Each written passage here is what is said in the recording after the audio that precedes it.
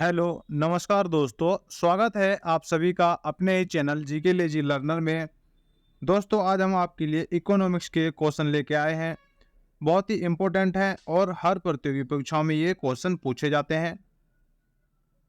चलिए वीडियो को स्टार्ट करते हैं। उससे पहले अगर आप हमारे चैनल पर नए हो तो चैनल को सब्सक्राइब और वीडियो को लाइक करते हुए चलना। फर्स्ट क्वेश्चन देखते हैं। फर्स्ट क्वेश्चन हमारा, यदि सीमांत रिटर्न घटती दर से बढ़ता है तो कुल रिटर्न कितना होगा। तो दोस्तों, जो कुल रिटर्न है वो भी घटेगा, आपका घट जाती है। ऑप्शन बी राइट आंसर है। भारतीय अर्थव्यवस्था में सुस्त मौसम है। भारतीय अर्थव्यवस्था में सुस्त मौसम कौन सा है? तो दोस्तों, जो सुस्त मौसम होता है वो आपका जनवरी से लेकर जून तक का होता है। ऑप्शन सी राइट आंसर है। निम्नलिखित में से कौन सा किसी देश के केंद्रीय बैंक द्वारा ऋण का गुणात्मक निर्णय नहीं है, नियंत्रण नहीं है? राइट आंसर है आपका मार्जिन आवश्यकताओं में भिन्नता। ऑप्शन सी राइट आंसर है। मारुति कारें मुख्य रूप से निम्न पर आधारित है। मारुति कारें निम्नलिखित रूप से किस पर आधारित है? मुख्य रूप से किस पर आधारित है? तो दोस्तों, ये जापानी प्रौद्योगिकी पर आधारित है। ऑप्शन ए आपका राइट आंसर है। मुद्रास्फीति को रोकने के लिए सरकार द्वारा कौन सा उपाय नहीं किया गया है? ये चार ऑप्शन दिए गए हैं, इसमें से बताना है कौन सा उपाय नहीं किया गया सरकार के द्वारा। तो सरकार के द्वारा खपत में वृद्धि का उपाय नहीं किया गया है। ऑप्शन बी ए आपका राइट आंसर होगा। ऑप्शन ए आपका राइट आंसर है। नेक्स्ट क्वेश्चन है, भारतीय अर्थव्यवस्था एक है। भारतीय अर्थव्यवस्था एक है। ऑप्शन दिए गए हैं, बताना भारतीय अर्थव्यवस्था क्या है इनमें से। तो जो भारतीय अर्थव्यवस्था है दोस्तों, वो आपका मिश्रित अर्थव्यवस्था है। ऑप्शन बी आपका राइट आंसर है। डॉक्टर पी रामाराव समिति निम्नलिखित में से किससे संबंधित है? ये संबंधित है दोस्तों आपके रक्षा से। ऑप्शन बी राइट आंसर होगा। गरीबी हटाओ का नारा निम्नलिखित में शामिल था। गरीबी हटाओ का नारा निम्नलिखित में शामिल था। तो कौन सी योजना में शामिल था गरीबी हटाओ का नारा? तो ये शामिल था 5वीं योजना में। ऑप्शन सी राइट आंसर है। कौन सा बैंक कृषि एवं ग्रामीण वित्त की आवश्यकताओं तक सीमित है? कौन सा बैंक है? तो ये दोस्तों आपका नाबार्ड बैंक है। ऑप्शन डी राइट आंसर है। कृषि किसी प्रकार भारतीय प्रौद्योगिकी विकास को बढ़ावा देती है। कृषि किस प्रकार भारतीय औद्योगिक विकास को बढ़ावा देती है? किस प्रकार से देती है औद्योगिक विकास को बढ़ावा? तो ये देती है आपके उपरोक्त सभी से। औद्योगिक उत्पादों के लिए बाजार खोलकर, मजदूरों को भोजन और कपड़े उपलब्ध कराकर, कच्चे माल की आपूर्ति करके, इन सभी से भारतीय औद्योगिक विकास को बढ़ावा मिलता है कृषि से। ठीक है, ऑप्शन डी आपका राइट आंसर है। भारतीय औद्योगिक विकास बैंक की स्थापना की गई थी।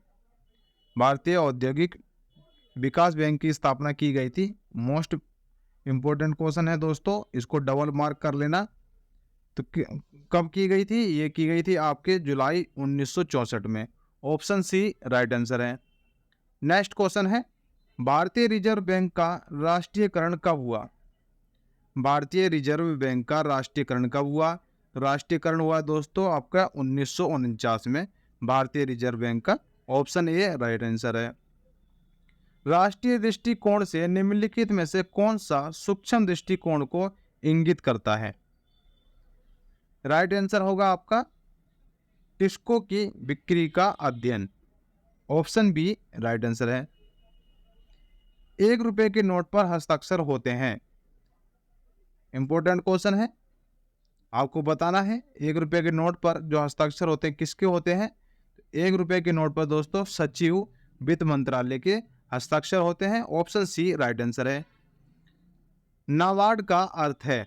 नाबार्ड का क्या अर्थ है? नाबार्ड का फुल फॉर्म पूछ रहा है दोस्तों। नाबार्ड का क्या अर्थ है? National bank for agriculture and rural. Option B आपका राइट आंसर होगा। राष्ट्रीय संदर्भ में निम्नलिखित में से कौन बृहद दृष्टिकोण को इंगित करता है? कौन करता है? तो ये करता है दोस्तों यूके को आमों का निर्यात। ऑप्शन सी राइट आंसर है। भारतीय स्टेट बैंक को पहले किस नाम से जाना जाता था? आपके ये 4 ऑप्शन दिए गए हैं, बताना है इनमें से किस नाम से जाना जाता था। तो राइट आंसर है आपका imperial bank of India. Option A right answer होगा। भारतीय स्टेट बैंक को पहले इंपीरियल बैंक ऑफ इंडिया के नाम से जाना जाता था। गॉडगिल फार्मूले ने भारत में किस पंचवर्षीय योजना के उद्देश्यों को प्रभावित किया?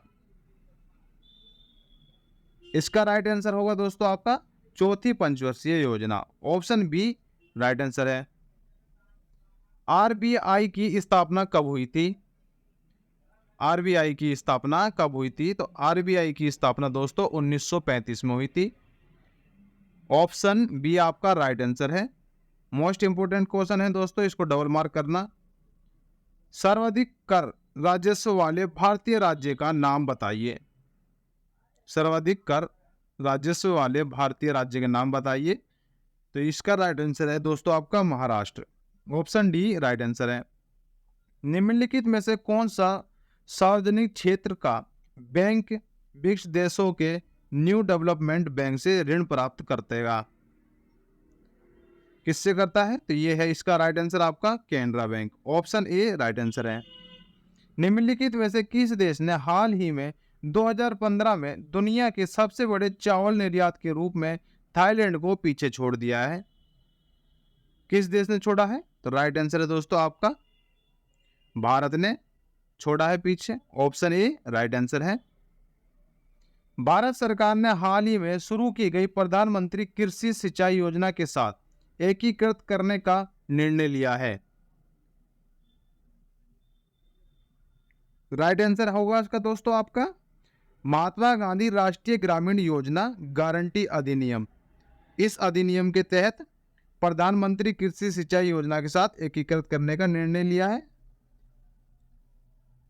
पूरा योजना जो भारत में ग्रामीण क्षेत्रों से शहरी सुविधाओं के प्रावधान की परिकल्पना करता है, खालिस्तान की पहली बार वकालत की गई थी। राइट आंसर इसका क्या होगा दोस्तों? इसका राइट आंसर होगा श्री एपीजे अब्दुल कलाम। ठीक है, ऑप्शन बी राइट आंसर है।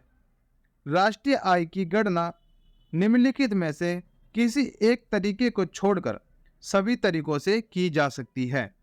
तो इसमें वो तरीका आपको बताना है कौन सा एक तरीका है जिसको छोड़कर सभी तरीकों से की जा सकती है। तो दोस्तों इसका राइट आंसर जो होगा वो है आपका सभी बचत का योग। ऑप्शन सी राइट आंसर है। सेबी की स्थापना की गई थी। सेबी की स्थापना कब की गई थी? तो दोस्तों सेबी की स्थापना 1988 में की गई थी। निम्नलिखित में से कौन भारत में निजी उद्योग को दीर्घकालीन ऋण वितरित करता है?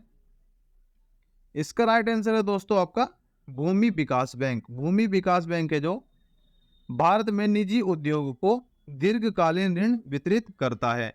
तो दोस्तों ये आपके इकोनॉमिक्स के इंपॉर्टेंट क्वेश्चन थे। ये क्वेश्चन हमारे प्रतियोगी परीक्षाओं में आते हैं, इसलिए आपके क्वेश्चन कवर करवाए गए हैं। चलिए अब आपको मिलते हैं नेक्स्ट वीडियो में न्यू टॉपिक के साथ। जब तक के लिए आप सभी को राम राम।